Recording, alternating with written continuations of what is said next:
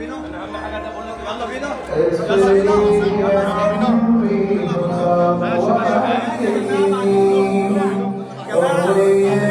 من هي أم جاسر أشهر تيك توكر في مصر؟ أم جاسر هي ناشطة مصرية شهيرة على وسائل التواصل الاجتماعي، وتعرف بكونها إحدى البلوجرز وصانعات المحتوى، لا سيما على منصتي تيك توك وإنستغرام.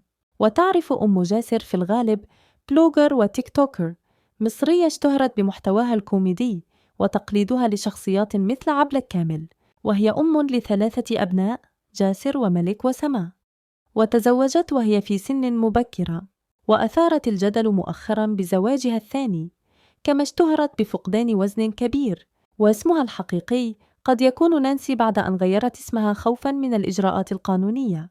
ملامح من حياتها: محتوى: فيديوهات كوميدية، تقليد، وتمثيل يومي للحياة خاصة للطلاب، وتفاعل مع متابعين مثل زراق الصخرة.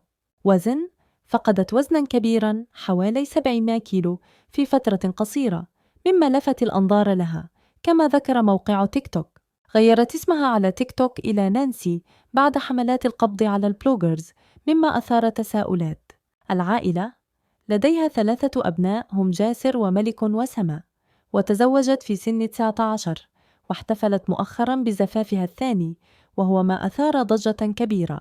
برز اسمها مؤخراً بشكل كبير بسبب عدة قضايا أثارت الجدل على السوشيال ميديا.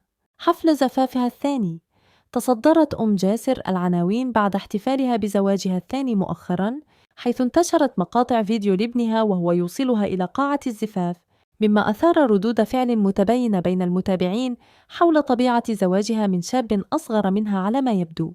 تغيير الاسم: قامت بتغيير اسمها على حساباتها في تيك توك إلى نانسي خوفاً من الحملات الأمنية التي استهدفت بلوجرز آخرين يقدمون محتوى يعتبر مخلاً بالآداب العامة، مثل سوزي الأردنية وأم مكة. محتوى كوميدي: تشتهر أم جاسر بتقديم محتوى فيديو كوميدي وارتجالي، وقد تحدثت في لقاءات تلفزيونية عن قصتها مع الشهرة، وكيف بدأت بتصوير الفيديوهات لسنوات دون أن يعرفها أحد. اسمها الحقيقي لم يكشف علناً بشكل واسع، لكنها تستخدم اسم نانسي حالياً على منصاتها الاجتماعية.